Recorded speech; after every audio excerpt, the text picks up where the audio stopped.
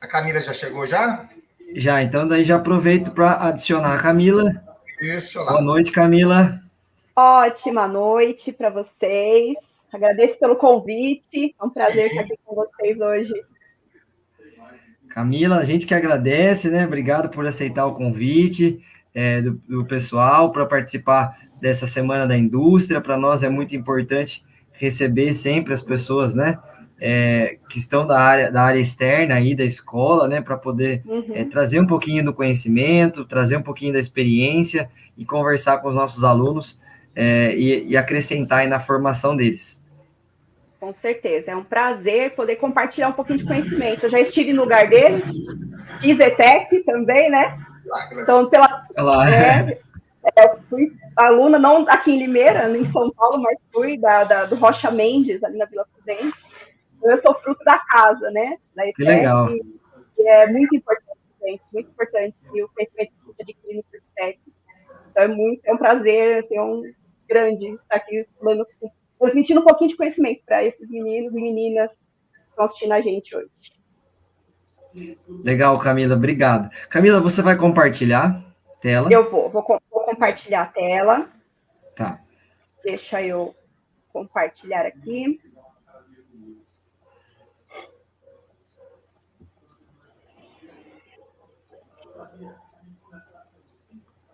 Vou compartilhar a tela toda, eu vou deixar em tela cheia depois, então aí fica melhor.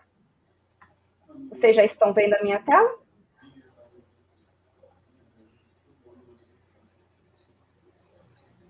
Agora sim. Sim. Ótimo. Legal. Eu estou com uma colinha aqui com o meu YouTube aqui embaixo também para ver certinho o que vocês estão visualizando. Tá bom. Posso começar? Fica à vontade, Camila. Qualquer coisa a gente está no bastidor aqui. Legal.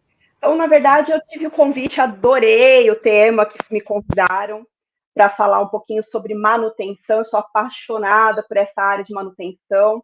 E quando o professor Carlos me convidou para falar sobre manutenção com vocês, me surgiu a ideia de o que abordar, porque é um tema tão grande, né? E eu achei bacana a gente contextualizar na história, na nossa história, né, do ser humano, a manutenção. Porque puxando pela história, a gente consegue entender vários conceitos interessantes, e aí eu quero convidar você a ir mandando aí no bate-papo as perguntas, comentando experiências e realmente tirando as dúvidas aí no bate-papo com a gente, tá? Então fiquem à vontade. Eu deixei aqui embaixo, deixa eu pôr a ponteira que fica mais fácil de apontar, e o laser. Então eu coloquei aqui meu contato de Insta, Face, LinkedIn, em todos os lugares vocês vão encontrar desse jeito. Engie Camila Soares, meu perfil particular, e o Doda Engenharia, meu perfil de empresa. Quem é a Camila, né? Então, eu comentei no comecinho, eu me formei como técnica lá muitos anos atrás, numa das escolas do Centro Paula Souza, tenho um carinho imenso pela instituição. Depois eu fiz engenharia elétrica, né? Eu sou formada em engenharia elétrica pela Faculdade Einstein de Limeira. E aí, hoje, eu atuo como diretora da Doda Engenharia, que é uma empresa focada em soluções na área de manutenção industrial. Eu também atuo como professora e coordenadora nas faculdades integradas Einstein. Eu sou a coordenadora do curso de Engenharia Elétrica lá da faculdade. Vocês estão super convidados a conhecer lá, caso vocês queiram, né? Na minha trajetória, eu sempre trabalhei com manutenção. Então, eu era prestadora de serviço de manutenções corretivas, preventivas e preditivas, principalmente na área de automação, drives e motores, né? E foi aí que eu me apaixonei pela área, e aí eu quero compartilhar um pouquinho tudo com vocês hoje, certo? Para começar, o que é manutenção? O que significa essa palavra aqui, manutenção? A palavra manutenção, ela representa manter o que se tem. Então, toda vez que eu quero manter aquilo que eu tenho, eu estou gerando uma manutenção, fazendo uma manutenção. Bom, só que se a gente for pensar na manutenção industrial, a gente está na Semana da Indústria, então vamos pensar na fase industrial da manutenção. Vocês já ouviram falar em Indústria 4.0 com certeza. Se vocês não ouviram, descansa que eu vou dar uma recapitulada nesse conceito para vocês. Mas se a gente for olhar a revolução na indústria, os grandes saltos que a indústria deu ao longo da história a gente vai ver uma discrepância nos saltos que a manutenção deu ao longo da história. Então, a gente pensa que aqui, a partir de 1784, nós tivemos a primeira Revolução Industrial, que já eu vou falar para vocês o que caracterizou, né? E aí, em 1870, a segunda Revolução. E na manutenção, a gente consta que, né, que surgiu a manutenção junto com a Revolução Industrial, só que o primeiro salto de evolução, vamos dizer assim, da manutenção ocorreu só em 1950. A gente tem um gap muito grande aqui de evolução da manutenção se comparado com as evoluções que a indústria teve, né? Então, eu quero trabalhar com vocês hoje aqui um pouquinho de cada data dessa, explicando as diferenças, o que aconteceu, por que o contexto histórico trouxe essa necessidade de mudança e de evolução, entendendo um pouquinho o contexto histórico e onde vocês, como mecânicos, profissionais da área de metalurgia e na área de eletrotécnica e eletrônica, como vocês se encaixam nesse mundo. Vocês são necessários nesse mundo da manutenção, certo? Estou mandando perguntas se forem tendo dúvidas aí no que eu vou falando, tá? Com relação a revoluções industriais, o primeiro ponto que foi crucial para surgimento da indústria como nós conhecemos hoje foi o surgimento da máquina a vapor. Eu dou aula na engenharia mecânica e eu sempre comento com meus meninos lá da engenharia mecânica. Eu falo, gente, a revolução industrial não poderia ter sido possível sem a engenharia mecânica, sem o pessoal da área mecânica. A máquina era totalmente mecânica, movida a vapor.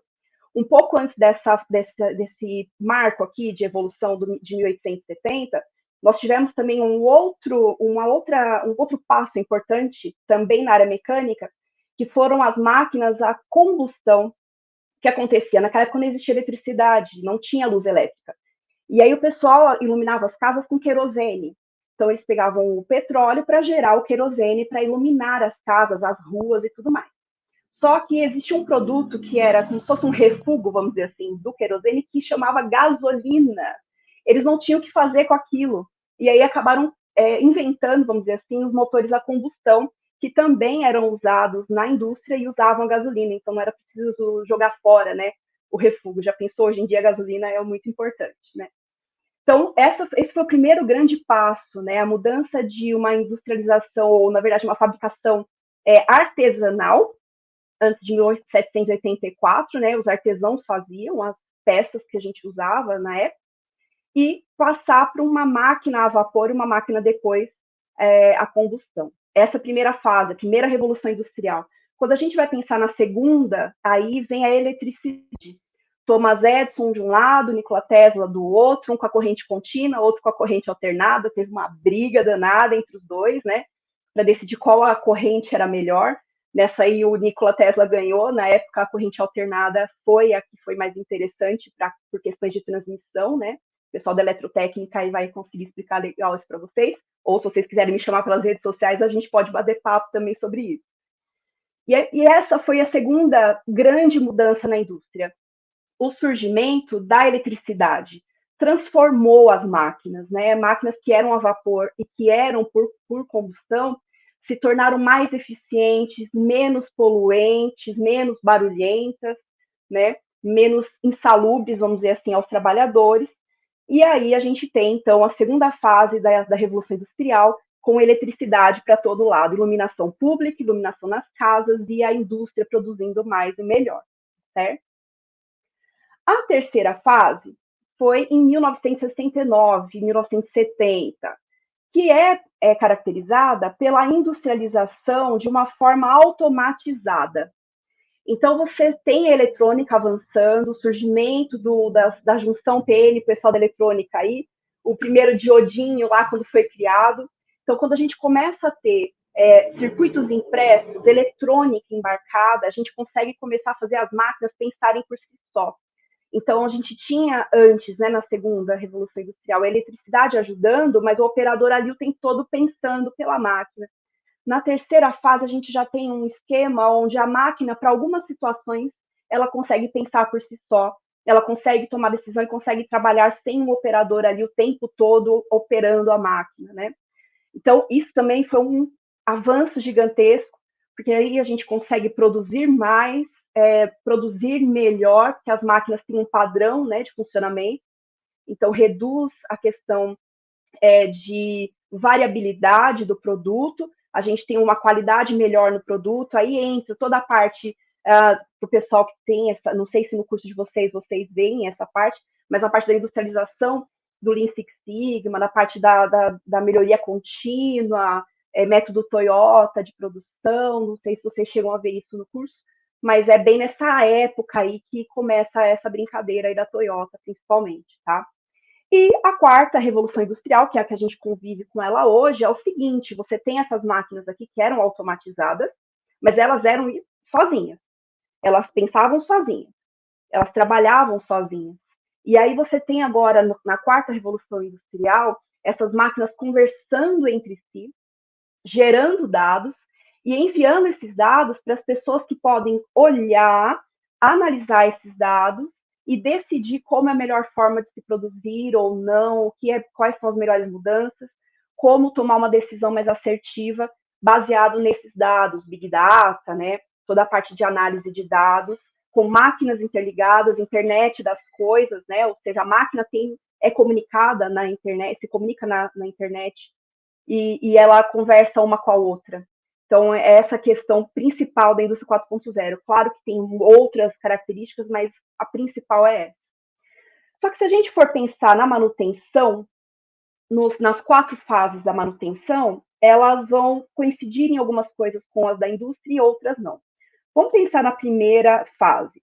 Na primeira fase, a gente tem uma fase de manutenção que é quebra, conserta. Quebra, conserta. Ah, vamos esperar quebrar, a gente conserta. Essa manutenção quebrou, conserta é chamada de manutenção corretiva. Então, gente, de 1784, quando a gente teve a primeira máquina lá a vapor, trabalhando na indústria, até mais ou menos 1950, a cultura dentro das indústrias era: quebrou, a gente conserta. Espera quebrar, que depois a gente conserta. Não existia nenhuma ciência ou nenhuma cultura mesmo de se tentar fazer a máquina não quebrar. Quebrou, conserta. Só que isso muda no final da década de 40 para início da década de 50, por conta da guerra, da Segunda Guerra Mundial. Então, imagina só, o mundo inteiro em guerra, países arrasados pela guerra, e aí em 1950, né, início da década de 50, a guerra acabou e esses países precisam ser reconstruídos. Gente, bora trabalhar. As indústrias estavam a todo vapor para conseguir fazer essas cidades se reerguerem das cinzas. Então, os donos das fábricas não podiam se dar ao luxo de ter uma máquina parada no meio de uma produção e aí ter um atraso na entrega do produto da fábrica dele. Eles não podiam se dar esse luxo.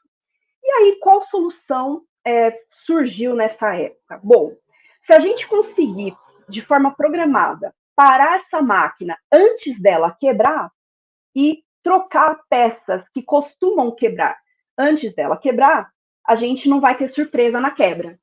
Ah, então, olha, essa máquina aqui, esse rolamento toda hora quebra. Então, a gente percebe que sempre é ele que quebra. Se a gente, num intervalo de setup da máquina, ou na madrugada que a máquina não está funcionando, a gente for lá e já trocar esse rolamento antes dele quebrar por um novo. É uma ideia. Na época, uma ideia genial. E aí surge a segunda fase da manutenção, que a gente chama de manutenção preventiva. Nós nos prevenimos. A gente troca peças ou intervém na máquina antes dela quebrar.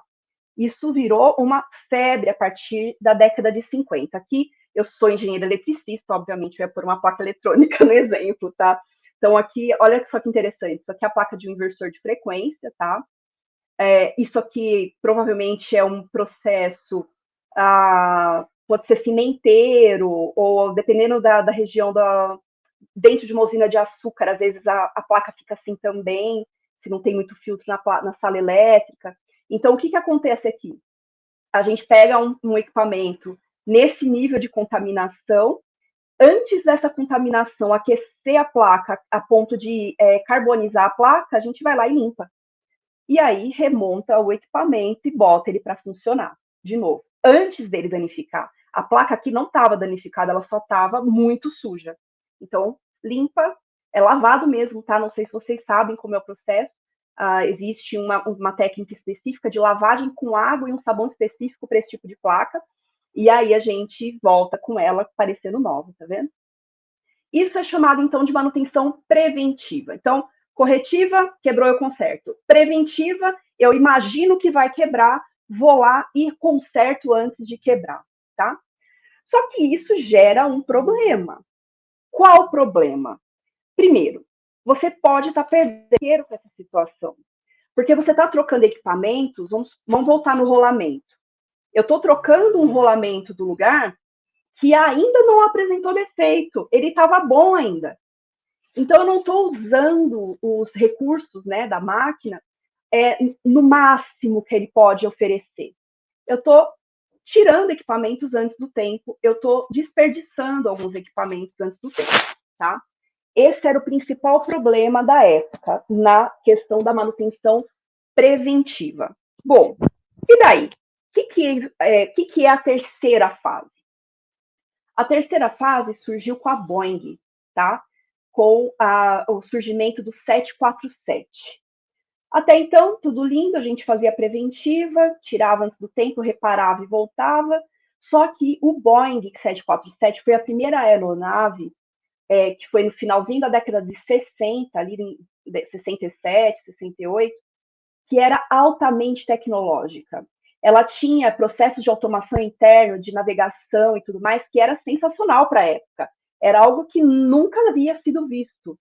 E existe uma associação que eu não vou lembrar o nome agora, eu até falei de anotar e acabei não anotando, mas depois, se vocês quiserem, eu mando para o professor Carlos, o Carlos manda para vocês, que é uma associação que regulava a aviação nos Estados Unidos na época. E eles disseram, ou vocês me garantem que essa aeronave não vai cair, ou eu não libero vocês para usarem essa aeronave comercialmente. E aí começou uma corrida, né, para conseguir entender como era possível manter essa aeronave segura pelo tempo que eles precisavam manter.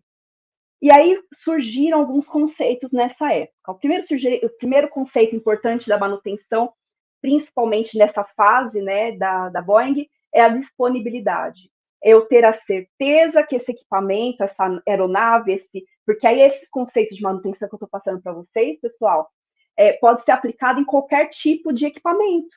Então, pode ser uma frota de carros, pode ser, surgiu com os aviões, e aí sim também pode ser aplicado na indústria em máquinas, tá? Então, a disponibilidade. Qual que é a probabilidade desse equipamento aqui estar disponível nesse intervalo de tempo que eu tenho? Aí eu preciso que esse equipamento fique disponível 3 semanas no mês sem parar. Qual que é a probabilidade dele estar disponível para mim durante essas 3 semanas? Esse é o primeiro conceito. Coloquei as formulinhas aqui, acho que o professor Carlos depois vai passar essa apresentação para vocês, mas eu deixei só para vocês verem a matemática e para quem curte matemática. E para quem quer fazer engenharia. Bom, o próximo conceito é o conceito de confiabilidade, né?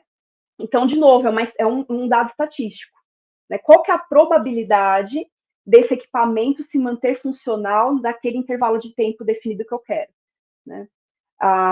Tanto é que esse termo confiabilidade é o termo principal desse conceito da Boeing. Esse conceito da Boeing, ele chama manutenção centrada em confiabilidade. É você ter certeza que o equipamento vai estar disponível, não é certeza absoluta, nunca 100%, mas pelo menos acima de 85% de certeza que durante aquele período, aquele equipamento vai estar disponível para você, tá? E, por último, um conceito de mantenabilidade. O que é esse conceito de mantenabilidade? É você ter aquele equipamento projetado, concebido para que a manutenção seja realizada nele. Eu não sei se vocês já tiveram a experiência de algum equipamento, enfim, de você olhar para desmontar, para consertar ou fazer alguma manutenção, só assim, o cara que fez esse equipamento, o engenheiro que fez esse equipamento, ele não pensou no coitado que ia fazer a manutenção, né? Então, a mantenabilidade é tanto você projetar a máquina, projetar o equipamento, já pensando que aquele equipamento vai ser submetido a manutenções, então facilitar a vida do manutentor, como em equipamentos que já não foram projetados assim, você tentar facilitar com pequenos projetos, pequenas melhorias, pequenas mudanças no equipamento, ajudar aquele profissional que vai fazer a manutenção naquele equipamento, tá? Inclusive, aqui, quando você calcula a mantenabilidade, você está dizendo que a probabilidade daquele equipamento ele ser manutenido, que a gente fala, né, num intervalo de tempo. Então, ó, a média de reparo desse equipamento aqui é X horas. Então, quando você consegue manter esse padrão de horas para manutenção de equipamento, ele está dentro da mantenabilidade, tá? Alguns conceitinhos aí com fórmulas matemáticas, mas vamos voltar para a parte legal. Quando a gente compara a manutenção antiga, que manutenção antiga? A da fase 2 para trás, com a manutenção da fase 3 para frente, a gente tem algumas características interessantes aqui. Olha só que interessante. A manutenção tradicional, aquela que até é a preventiva, ela foca no equipamento. Então, o equipamento tem que estar legal, o equipamento tem que estar inteiro. A manutenção centrada em confiabilidade, ela vê a função do equipamento. Ele está cumprindo com a função dele? Então, é isso que é legal, é isso que importa, né? O objetivo, manter o equipamento. Na manutenção centrada em confiabilidade, preservar a função do equipamento. Percebe que ele tem que produzir, ele tem que fazer aquilo para o qual ele foi concebido. Essa é a ideia da manutenção centrada em confiabilidade. Atuação sempre no componente, aqui na manutenção centrada em confiabilidade a gente vê o sistema como um todo, é uma visão mais sistêmica. As atividades são realizadas como podem ser feitas, na manutenção centrada em confiabilidade é o que deve ser feito. Então vamos voltar na ideia da segunda geração aqui. Eu tenho 120 motores na minha planta. Todos eles têm rolamento traseiro e rolamento dianteiro. Eu posso trocar a cada 6 meses todos os 240 rolamentos. Os 2 rolamentos dianteiro e traseiro de todos os motores. É uma manutenção preventiva. Eu vou reduzir a probabilidade de dar um problema nos meus rolamentos, que eu estou trocando a cada 6 meses, por desgaste não vai quebrar. Isso pode ser feito? Pode. Claro. O que a manutenção centrada em confiabilidade ela preserva? O que deve ser feito? Qual rolamento deve ser realmente substituído para se manter a disponibilidade, a confiabilidade, a mantenabilidade desse equipamento? Tá? Essa é a ideia. Dados, poucos dados. Na manutenção tradicional, nada era coletado, nada era anotado, nada era planilhado, vamos dizer assim. Na manutenção centrada em confiabilidade, todos os dados são coletados, tá? E isso é legal porque isso alimenta a 4ª geração que a gente já vai ver daqui a pouquinho, tá? Documentação, não tinha muitas documentações. Na manutenção centrada em confiabilidade, existe uma norma, que a gente vai até falar aqui embaixo, ó. É normalizado? É. Existe uma norma, então tem toda uma documentação a ser levantada, porque com dados e com informações em mãos, imagina que o equipamento deu problema hoje.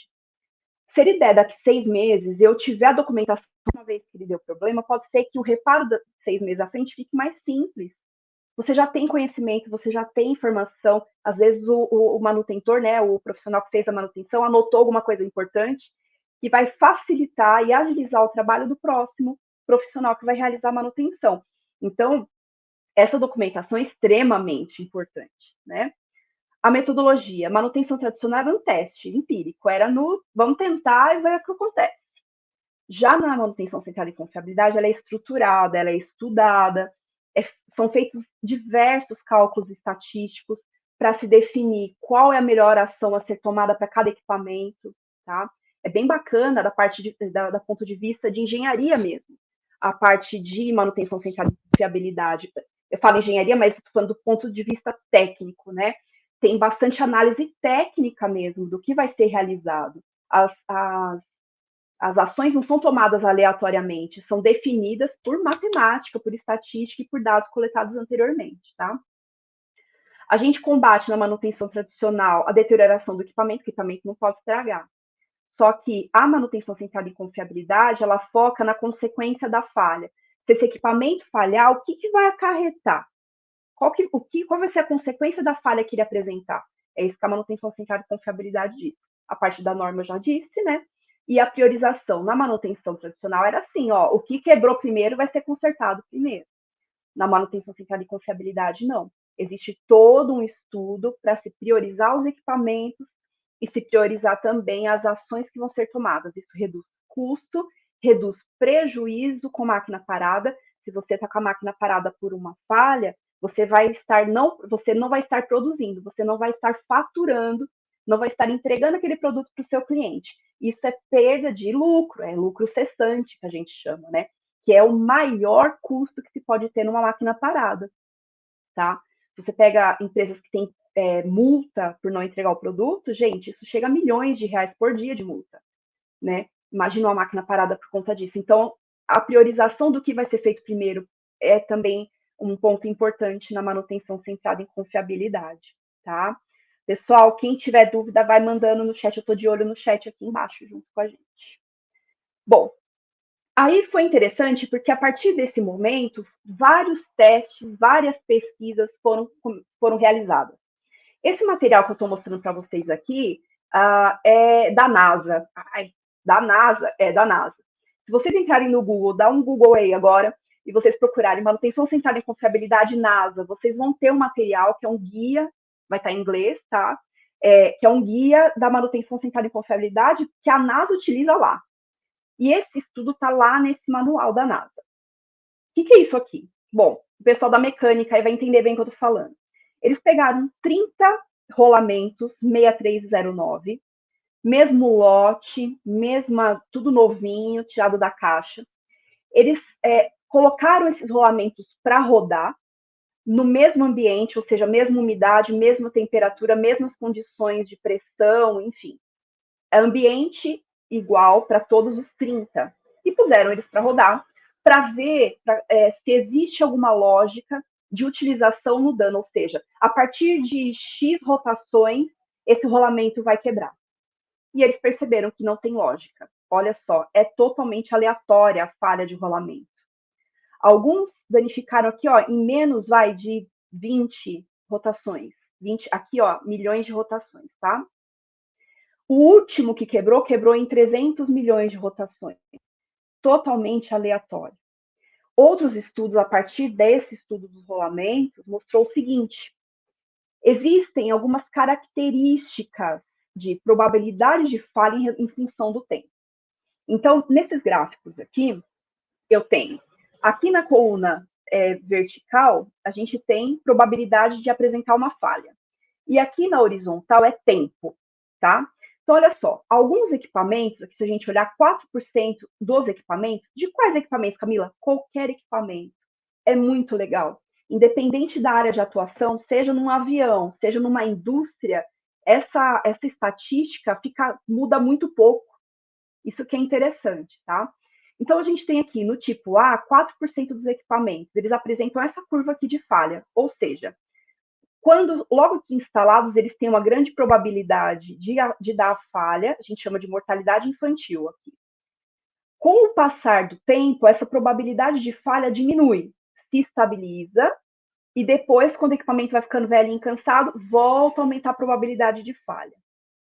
No tipo B, que aqui, ó, só 2% dos equipamentos, mortalidade infantil é baixa, a probabilidade de falha no início é similar ao meio do período dele de vida útil, e no final da vida útil ele começa a aumentar a probabilidade de falha. No tipo C, que são 5%, é sempre crescente a probabilidade de falha. Se ligou, ele já começou a envelhecer, vamos dizer assim. Os outros 3 tipos, olha só que interessante, ao longo do tempo, a probabilidade de falha é constante, ou seja, as falhas são totalmente aleatórias. Elas não têm ligação com o tempo ou a quantidade de uso daquele equipamento.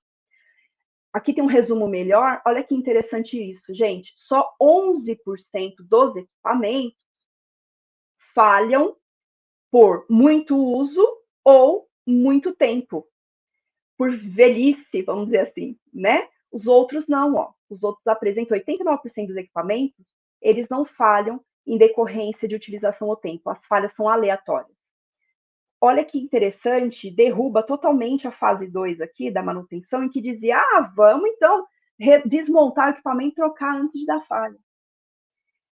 Você aqui prova exatamente que realmente se gastou muito dinheiro com manutenção preventiva aí na fase 2, que não precisava ter sido gasto.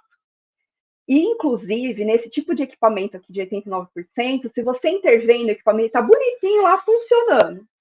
Você vai lá e gera uma intervenção. Eu vou trocar tal componente dessa máquina. Você acaba aumentando a probabilidade de imputar uma falha nesse equipamento. Se a gente for olhar, ó, 68% dos equipamentos geralmente apresentam essa curva aqui, que é alta mortalidade infantil e depois estabilização da falha. Ou seja, se eu gero uma intervenção nesse tipo de equipamento, eu aumento a chance de falha, assim que eu gerei a intervenção, assim que eu gerei a manutenção no equipamento. Então, ao invés de você ajudar fazendo a manutenção preventiva, em certos equipamentos você está piorando a situação. Você está aumentando a probabilidade dele apresentar uma falha sem que você queira, certo? Eu acho que tá sendo claro, gente. Manda mensagem para mim aí no chat. Tá dando para entender? Avisa aí para mim. Bom, então ficou claro isso aqui. Como que a gente soluciona isso? Né? Então, como que a manutenção centrada em confiabilidade vai resolver isso, né? Existem 2 tipos de falha, que aí foi detectado. O pai da manutenção centrada em confiabilidade tem um livro que chama RCM, que é manutenção centrada em confiabilidade em inglês, e ele define, Ombrey, eu não sei pronunciar o nome dele perfeitamente, mas ele define o seguinte, que existem 2 tipos de falha, uma falha que chama falha potencial e uma outra que chama falha funcional. Vamos para o gráfico, fica mais fácil de enxergar o que é. Aqui a gente tem um gráfico que mostra condição do equipamento, então quanto maior aqui, melhor, e aqui o tempo de utilização do equipamento. Bom, o que isso aqui mostra? Imagina, então, que o equipamento está funcionando bonitinho e, nesse ponto do tempo, apresentou um defeito, tem uma falha ali, tá? Só para entender, qual a diferença de falha para defeito? A falha, o equipamento já tem alguma coisa esquisita nele, mas a função ainda não gerou problema na função. Ó, você está dirigindo o seu carro ou sua moto. Aí você ouve um barulho. Ou seja, ele já tem uma falha. Se ele não tivesse falha, você não estaria ouvindo o barulho. Mas o carro não parou nem a moto. Você continua andando com ele. Vai para o serviço, volta, vai para casa da namorada, volta. A função, locomoção do carro ou da moto continua a mesma. Então, não é um defeito. Quando você tem perda de função, você tem um defeito instalado. Enquanto não perdeu a função, é só uma falha. Tá? Essa é a diferença. Então, aqui você já tem uma falha, mas não começou a fazer barulho ainda. Ela tem, mas ali está invisível ainda. Aí existe um ponto em que essa falha é detectável. Então, continua avançando, né? E aí chega num ponto onde a falha inicial vai deteriorando tanto o equipamento que vai começar a ser perceptível. Como perceptível, Camila, olho nu? Em algumas situações, sim. Eu trabalhei muito tempo com reparo de inversores de frequência e era interessante que, por tanto ouvir o inversor funcionando, quando estava com falha de disparo, eu percebia. Pelo som que fazia, o ronco do inversor, eu sabia se estava com falta de disparo ou não. Então, assim, com o tempo você acaba tendo experiência. Tem muito pessoal de manutenção nas indústrias que só de olhar a máquina, uma diferença de temperatura que sentiu na mão mesmo, ou um barulho diferente, já consegue perceber que tem alguma coisa diferente ali, tá? Mas em N casos, não é perceptível só com os sentidos humanos. É preciso alguma técnica para você definir e para você encontrar essa falha, tá? Que a gente vai falar daqui a pouquinho também. Bom, então a gente tem aqui então a falha potencial. Se a gente não gerar uma manutenção corretiva programada, que a gente fala, ou seja, eu encontrei uma falha, eu vou lá na produção e falo, amigão, tem uma falha aí nesse equipamento. Então, eu preciso que você gere uma janela aí de manutenção quando você puder, para não atrapalhar, para não gerar lucro cessante, né, para não atrapalhar a entrega do produto aos clientes. Eu preciso que você faça uma janela para eu intervir na máquina. Isso aí é uma manutenção corretiva? Só que é uma manutenção corretiva programada, né? Então, isso é possível e é o ideal. Eu já vou mostrar um gráfico que mostra bem isso aí para vocês.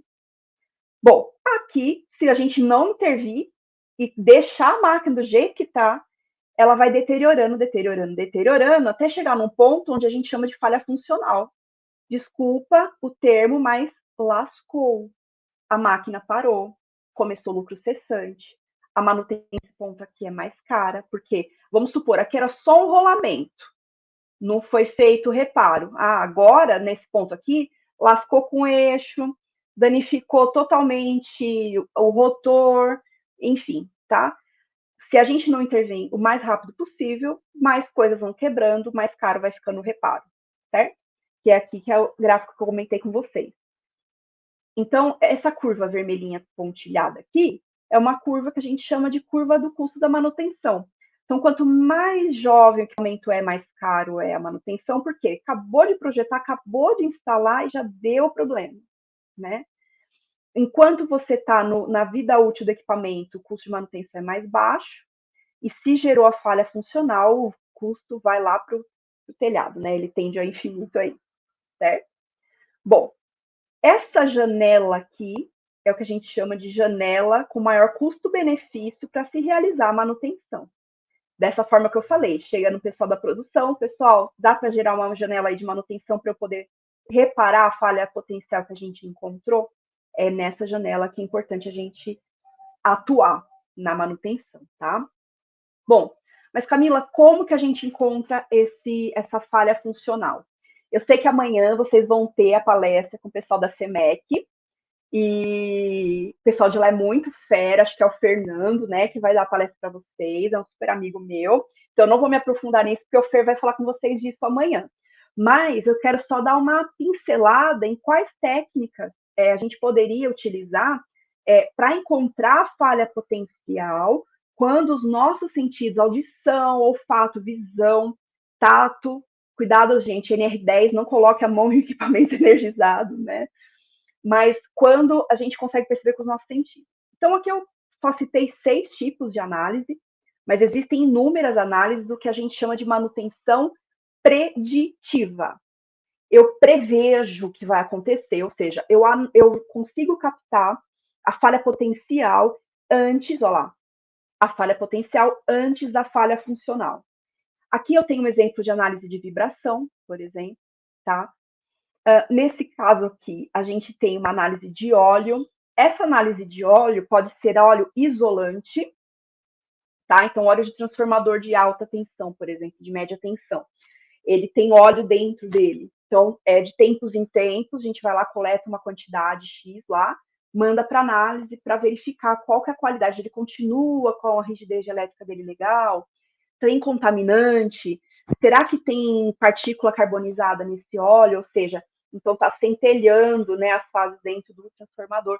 A gente consegue, é igual ao exame de sangue, a gente consegue fazer uma análise gigantesca analisando o óleo de transformador. E óleo lubrificante também. Como é que está a lubrificação desse mancal? Como que está desse redutor? Como que está a lubrificação? Será que tem partículas da engrenagem, né? Então, está tendo algum desgaste? O óleo consegue analisar isso. Aqui a gente tem análise de motor, que eu peguei essa foto, mas tem um equipamento que é muito legal, que acho que o Fer vai mostrar para vocês amanhã, não vou dar spoiler. A parte de termografia. A termografia é importantíssima, tanto na parte elétrica como na parte mecânica. Ver pontos de aquecimento é importantíssimo. A gente tem a parte de som aqui. Então, o ultrassom é legal porque a gente consegue, com o ultrassom, fazer testes mecânicos, então, que ver se tem alguma rachadura, algum dano estrutural no material, né? E existe uma técnica ultrassônica que a gente tem, como se fosse uma anteninha parabólica, a gente aponta para pontos de alta tensão, úfula de transformador, alguma conexão, sempre na área de subestação, média e alta tensão. Que se tiver algum mau contato numa conexão de alta, pelo equipamento a gente consegue detectar, né? Então, olho nu você não vê, às vezes fazer termografia de dia em subestação é complicado, porque tá o sol e tudo acaba camuflando um pouco se a câmera não for própria para isso, aí a ultrassom consegue ver bem bacana. Aqui a gente tem como se fosse uma endoscopia, só que não é de estômago, é de máquina. Então a gente consegue ver dentro da máquina, ó, com uma câmera, tá? Sem abrir a máquina. Esses aqui são só alguns exemplos. Existem inúmeras técnicas de manutenção preditiva para a gente conseguir detectar o ponto, a falha potencial, tá? Antes de chegar a uma falha funcional, certo? Bom, E aí a gente tem a quarta etapa, a quarta fase, que é a fase que nós estamos hoje. No Brasil, bom, daqui a pouco a gente vai comentar como é que está o Brasil hoje em relação a isso. Mas a quarta geração da manutenção, ou a quarta evolução da manutenção, eu coloquei essa imagem, achei super legal, porque mostra os robôs segurando as ferramentas. Né? Você fala assim, eles vão roubar o emprego do ser humano. Não, essa imagem aqui eu quis colocar para vocês darem uma pensada, que esses robôs que eu coloquei aqui, eles não são robôs físicos, eles são robôs virtuais. Como assim? Esse tipo de análise de manutenção preditiva da fase 3, lá, da manutenção centrada em confiabilidade, todos esses dados, se vocês forem perceber, existe a mão humana aqui medindo, tá? Hoje em dia, já existem técnicas em que esses dados são coletados e podem ser por seres humanos, ou pode ficar o sensor fixo na máquina lá, e nenhum ser humano chegar perto, fica o sensor o tempo todo coletando esses dados, e enviando esses dados para uma central. Pode ser um servidor interno na fábrica do cliente, ou, que é o mais comum, pode ser em nuvem. Bom, eu não sei se vocês conhecem o conceito de nuvem. Se vocês conhecem, me desculpem, mas eu vou falar rapidinho para quem não conhece. Quando vocês acessam o Google Drive, por exemplo, vocês estão acessando a nuvem. Todo reservatório de dados, não sei se essa palavra é uma boa, mas todo reservatório de dados que não está físico, você não leva no seu bolso como um pendrive, que você acessa de um ponto de internet, é nuvem, tá? Então, hoje em dia é muito comum esses sensores enviarem dados à nuvem, e aí que entram meus robozinhos aqui do próximo slide. Nessa situação, existem algoritmos, existem programas rodando, pegando esses dados que os sensores de preditiva enviam para a nuvem e falando, olha, essa máquina aqui, ela funciona desse jeito, e a gente percebeu que cada vez que esse sinal acontece tal coisa, tal peça quebra. Então, quando ele der esse problema aqui, a gente sabe que tem mais 5 horas para intervir antes de quebrar. Ou seja, a descoberta, né, encontrar esse ponto de falha potencial aqui com o machine learning, que a gente, né, fala, que nada mais é do que a máquina que aprende, né, aprendendo da máquina. E a inteligência artificial se tornou ainda mais assertiva, se tornou ainda mais rápido, mais prático e reduz ainda mais o custo de manutenção, porque você encontra muito mais perto a falha potencial e ele consegue prever o futuro, como se fosse previsão do tempo. É a mesma lógica, né? Você tem dados que você coleta, você sabe, toda vez que a pressão atmosférica faz assim, acontece tal coisa, chove não sei aonde, estou chutando que eu não entendo nada de meteorologia. Mas na máquina acontece a mesma coisa. Então, existem hoje programas que fazem isso. Olha, toda vez que a temperatura desse rolamento aumenta desse jeito, junto com a vibração de tal jeito, você vai ter mais 3 semanas e ele vai pifar, ele vai quebrar. Então, a quarta geração é como a indústria 4.0, né, a revolução industrial, porque o que ela faz? Ela pega os dados, ela joga em nuvem, processa as informações e ajuda o profissional da manutenção a decidir ainda mais assertivamente do que só na manutenção centrada em confiabilidade da terceira geração, decidir o que fazer, como fazer, quando fazer e onde fazer, né? E aí se fecha realmente o ciclo da manutenção da melhor forma que nós temos hoje em dia, tá? Bom, a gente tem aqui uma situação que eu coloquei como desafios atuais. Quais são os nossos desafios atuais? Bom, eu tenho trabalhado há quase 20 anos na área de manutenção. Tem essa carinha nova, viu, gente? Mas já faz um tempinho que eu trabalho nessa área. É só carinha nova. E o que acontece é que, infelizmente, a maior parte, grande maioria das indústrias do Brasil ainda estão longe da quarta fase, tá? Existem focos, pontos, eu comprei um sensor, né? A WEG tem um sensor excelente que joga as informações na nuvem, Só que não é só pegar as informações que estão na nuvem ou que o sensor gerou e ver o que vai fazer. Toda a base da manutenção centrada em confiabilidade tem que ser levada em consideração, porque com todos os dados que ela coleta e a estatística que ela tem, é bem sistematizado mesmo. Você define o que fazer com cada equipamento para manter a disponibilidade, confiabilidade e mantenabilidade dele, né? Então, infelizmente, a gente ainda está um pouquinho longe da quarta fase da manutenção nas indústrias brasileiras. O que eu tenho visto, tá? Eu tenho visto muita empresa ainda na fase 1, quebra, conserta, quebra, conserta, quebra, conserta, tá? Algumas na fase 2, faz preventiva, mas sem usar as técnicas da manutenção centrada em confiabilidade para definir os 11% dos equipamentos que realmente devem ser submetidos à manutenção preventiva, né? E poucas mesmo na fase 3 e 4, infelizmente. Por que eu comecei, então, nas peças falando, é muito importante, vocês são importantes para a manutenção das indústrias, porque vocês são a geração que vão abraçar essa causa aqui, que vão gerar a transformação. Existe ainda uma questão cultural muito forte, de que, isso é bobagem, ficar fazendo conta para saber que equipamento vai fazer preventiva, corretiva, porque o legal é que nessa fase 3 aqui, realmente vão ter equipamentos que a gente vai falar, vai definir, olha, esse equipamento não tem tanta importância assim. Então, deixa ele quebrar, se quebrar a gente conserta.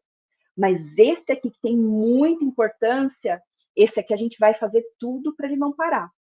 Então, a inteligência, a minha empresa, o slogan dela é manutenção inteligente. DODA Engenharia, manutenção inteligente. Porque quais equipamentos vão ficar na fase 1, deixa quebrar que a gente conserta. Quais a gente vai fazer a manutenção preventiva de forma legal, o que deve ser feito, não o que pode ser feito, e todos os outros que vão ter um carinho especial com toda a manutenção preditiva colocada nela, com ou sem envio de dados para a nuvem. Toda essa decisão é a manutenção centrada em confiabilidade e é o que vai fazer com que a gente tenha um avanço na nossa industrialização. A gente tem um PIB horrível agora, né? A gente teve uma queda muito grande do PIB, da parcela industrial no PIB, e a redução de custos de manutenção é um ponto crucial para a recuperação da nossa indústria, né? Então, quem quiser trabalhar na área de manutenção, né, vai ter um desafio delicioso, eu garanto para vocês, que é uma delícia trabalhar com essa parte de confiabilidade, e também é gratificante, porque qualquer mudança que a gente faz, pensando aqui na fase 3 e 4 da manutenção, geram resultados, assim, muito visíveis, né? Tudo que a gente aplica de solução da terceira e quarta geração da manutenção numa indústria, dá o retorno, não tem como não dar. Desde que seja feito direitinho, com as regras certinhas do MCC, né, da manutenção centrada em confiabilidade, você tem retorno muito bacana. Então, esse é o desafio atual, é a gente conseguir olhar a indústria do jeito que a gente está, tentar alterar a cultura do quebra, conserta, ou para tudo, faz manutenção preventiva em tudo. Isso não é efetivo. E realmente fazer uma manutenção mais inteligente. Focar no que a gente quer fazer, no que resultado a gente quer ter e gerar uma manutenção inteligente na nossa indústria. Eu acho que esse é o principal desafio. Eu quero que vocês abracem comigo essa causa, que essa é uma das minhas causas aí na indústria, tá certo? Bom, gente, de conceito que eu preparei é isso. Só que agora eu estou à disposição de vocês para tirar todas as dúvidas que vocês tiverem. Eu estou vendo aqui algumas perguntas, mas nosso moderador, desculpa, eu não peguei o seu nome. Foi no riso? Oi, Camila. Matheus. Fica tranquilo. Isso aí. Muito obrigado, viu, Camila? Uma ótima fala. Obrigado por transmitir todo esse conhecimento. Até eu que confesso que não sou da área da indústria, foi muito didático, consegui acompanhar aqui e aprender um pouquinho dessa questão da manutenção. Então, muito, muito legal. Muito obrigado, viu, Camila? Imagina, eu que agradeço a oportunidade de falar de um assunto que eu gosto tanto. Realmente foi uma aula fantástica, viu? Agradeço você ter participado da nossa Semana da Indústria, né? E certamente vou convidá-la novamente. Vontade, adoro. Vai ser sempre um prazer. Camila, a gente tem uma mensagem. Falar para os alunos que estão assistindo, né? Podem mandar as perguntas que a gente vai passando aqui para a Camila. A primeira Cá, boa noite, é do Gabriel Oliveira. Fui aluno do Trajano e hoje estudo engenharia elétrica na Einstein. Minha dúvida é, além dos conhecimentos técnicos, quais outras habilidades uma pessoa precisa ter para a área da manutenção? Certo. Na verdade, a gente tem falado bastante, quando fala de profissionais hoje em dia, das soft skills, né? Que é isso, vai? É o comportamento, gente, é o comportamento. Porque eu acho que não só, Gabrielzinho, seja bem-vindo aqui meu aluno. Que semestre, Gabriel? Depois manda aí qual semestre que... porque pelo sobrenome eu tenho vários alunos Gabriéis, e eu não lembro de qual semestre você é, mas bem-vindo aqui na palestra. Na verdade, então acho que o que importa realmente é o comportamento. Ao longo desses mais de 20 anos trabalhando em empresas, junto com indústrias, na área de manutenção, do 10º, show de bola, Gabrielzinho. A gente tem uma característica de pessoas que são demitidas não porque não conhecem tecnicamente o que elas têm que fazer. São técnicos excelentes, só que são difíceis de lidar, né? Para vocês terem uma ideia, eu tenho encontrado problemas graves em empresas que eu presto consultoria, em que todo o planejamento da manutenção está certinho, toda a documentação foi feita certa, todo o levantamento certo, o planejamento, o MCC está colocado no papel, tudo legal, só que a gente não consegue fazer o manutentor, né, o pessoal da elétrica, da mecânica, da instrumentação, preencher a ordem de serviço certo.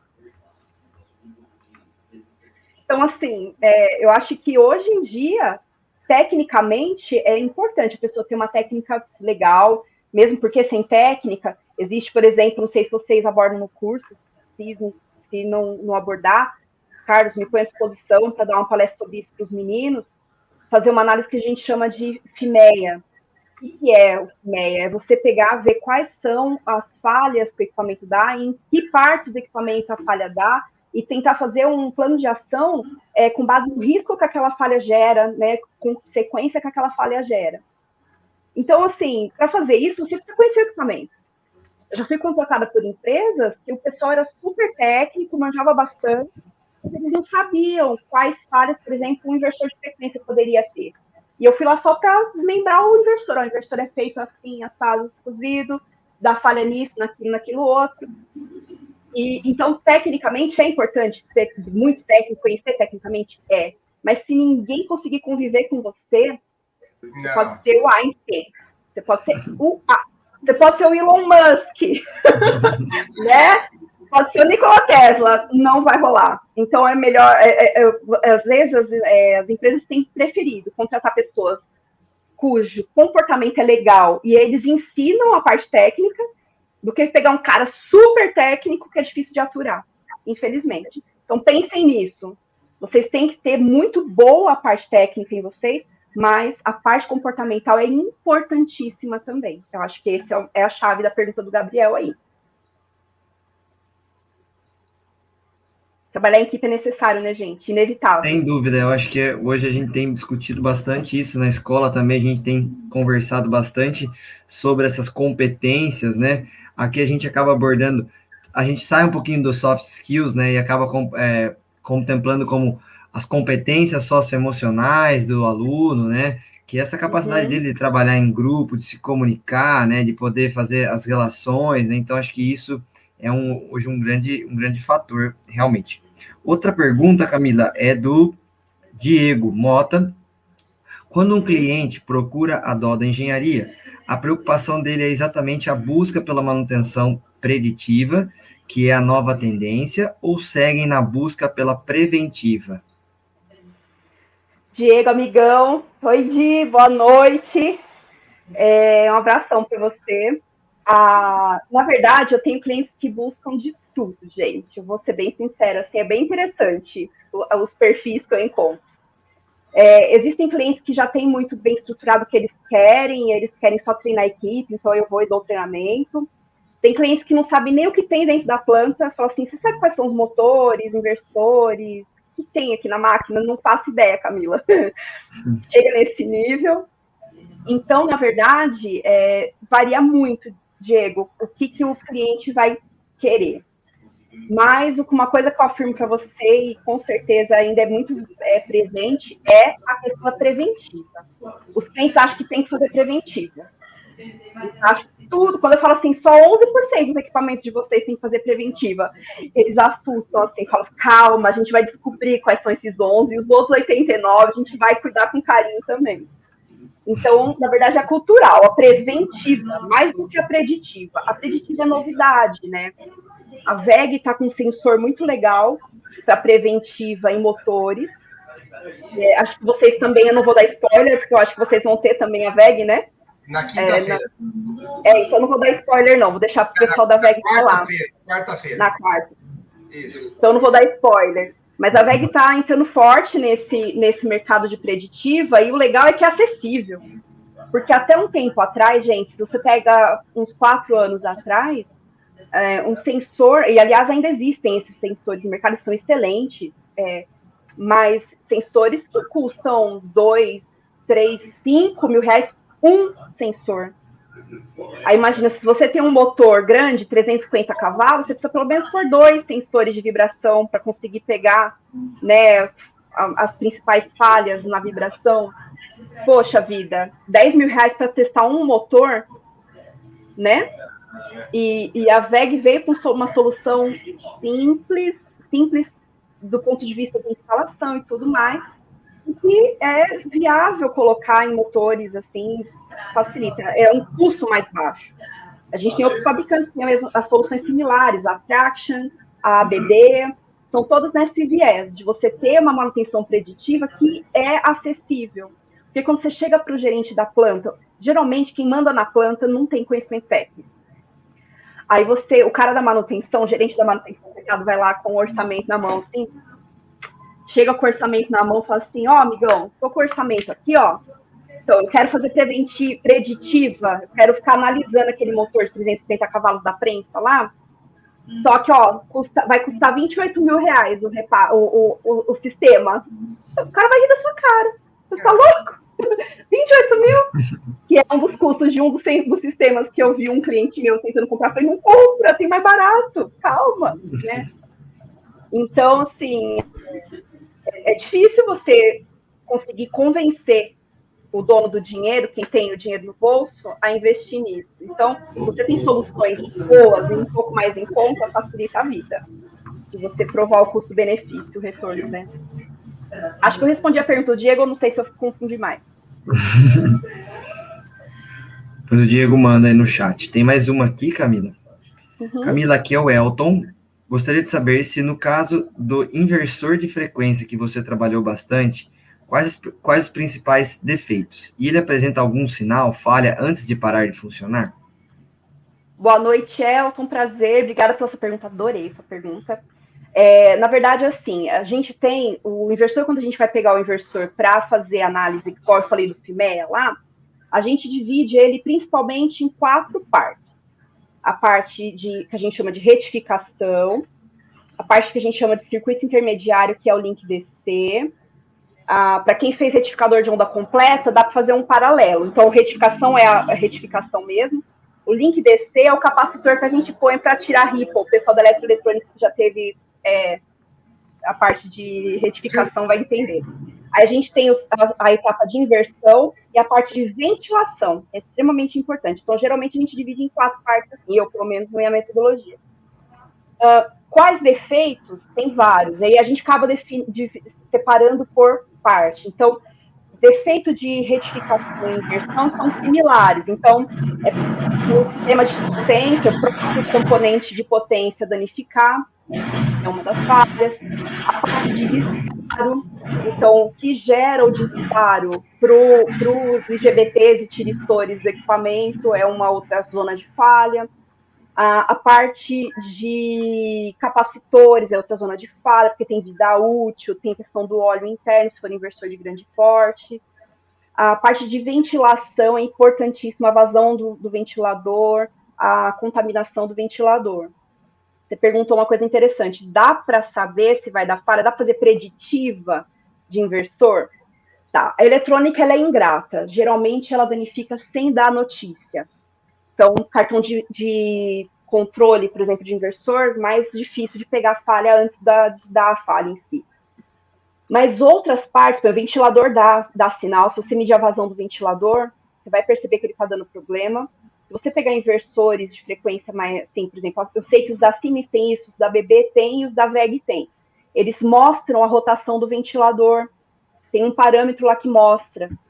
Então, se você monitorar esse parâmetro, você vai ver que o motor do ventilador já está virando menos do que deveria, girando menos, e a vazão está diminuindo.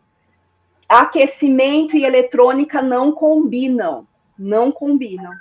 Então, já aproveitando o gancho, só para dar uma informação interessante, tem alguns drives grandes da Siemens, por exemplo, a da linha Sinami, que você pega a linha G150, S120, o grandão, que ele, quando ele começa a aquecer, ele chega a uns 40, 45 graus no dissipador, ele limita a corrente de saída do drive para se proteger, para não queimar a parte de semicondutores do drive. Então, temperatura e eletrônica não combinam. O ventilador aí, então, seria um dos pontos que é preciso medir e detectar que tem algum problema. Para alguns inversores também, ele dá a diferença de temperatura entre fases. Então, assim, a fase geralmente no inversor é UVW, a saída, a entrada é RFC, a saída é UVW, né? Então, o semicondutor da saída U, a temperatura está X, do V está Y, do outro está não sei quanto. Eles devem estar bem parecidos. Se você começa a perceber que uma fase está maior do que a outra, tem falha o semicondutor já está tendendo a falhar. Essa é uma ideia. Como monitorar isso? Se você tem um drive em rede, existem parâmetros de leitura desse do inversor. Então, você consegue jogar isso com PLC, consegue jogar para a nuvem, seja em rede. A VEG, eu sei que para a linha CFW11, ela tem um sistema online para isso. Então, você tem lá, chama Drive Motor Scan, ou Drive Scan, acho que é Drive Scan, que ele, da linha CFW11, ele já faz isso para você automático. Mas se você não tem o VEG, tem outra marca, ou não quer comprar o Drive Scan, e tem uma rede de comunicação, você consegue puxar isso por parâmetro e jogar na nuvem, ou jogar no PLC para analisar, até coletar em planilha de Excel na rede, você consegue.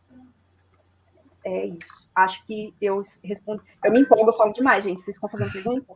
E eu acho que eu respondi. Eu acho que dá tempo de mais uma, então, Camila. A última, que é um dos nossos professores aqui. Você pode mencionar um exemplo, como é a manutenção preditiva na indústria 4.0? Posso. Na verdade, existem algumas técnicas interessantes na indústria 4.0. Quando a gente pensa em manutenção e indústria 4.0, a gente pensa em coisas interligadas. A indústria 4.0 é isso, você pegar máquinas e processos, a gente usa um termo que fala que é holístico, né?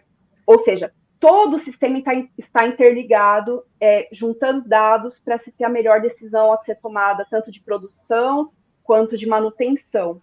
Inclusive, o cálculo de OEE, por exemplo, né, que você mede a eficiência da produção, né, baseado principalmente em disponibilidade de máquina, qualidade do produto, produtividade da máquina, enfim.